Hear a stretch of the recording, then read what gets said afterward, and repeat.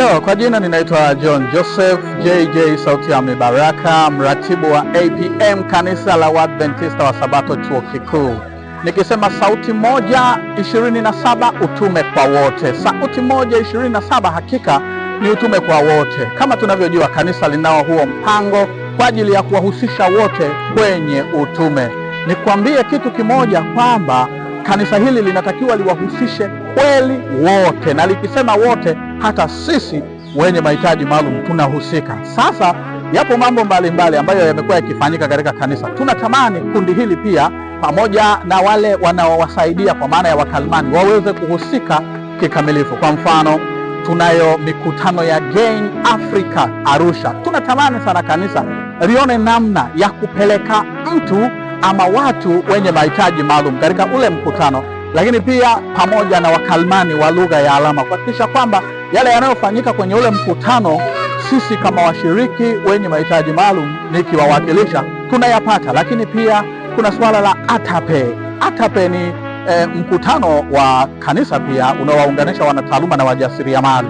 Ni kweli huenda sisi maybe wengi wetu tusio wajasiriamali na wengine tukabahatika kuwa na neema ya taaluma, lakini tungetamani pia kanisa liwe linatuhusisha kwa namna moja ama nyingine, likiwezesha hata watu wawili wenye mahitaji maalum kwenda pamoja na kila kitu, lakini pia likiwezesha hata watu wakalimani kwenda. Na nalipongeza kanisa, limekuwa likifanya mambo mengi sana kwa ajili ya huduma wezeshi. Hakika hii ni utume kwa wote. Matukio ni mengi, kuna mikutano kanisa limekuwa likitumia wakalimani.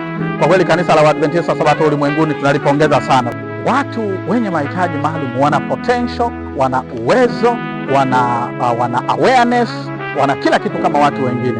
Kwa hivyo fursa zinapojitokeza ndani ya kanisa, wasilisahau kundi hili, lisisubiri tu kwenye makambi yetu na maeneo mengine. Fursa kama za uimbaji, fursa kama za UMC, kuna watu wazuri tu wenye disability, lakini wanaweza wakafanya. Hata mimi ninayezungumza na wewe naweza nikafanya. Kwa hiyo kanisa lione namna pia ya kututumia kwenye fursa hizo, ili na sisi tuweze kuonesha talanta, vipaji, uwezo tulio nao. Na tunashukuru, mimi limekuwa pia likinihusisha kwenye mambo mbalimbali kama ya uimbaji na mambo kama hayo. Ila sasa tunatakiwa twende furthermore ili tuweze kumuinua Mungu kupitia talanta zetu.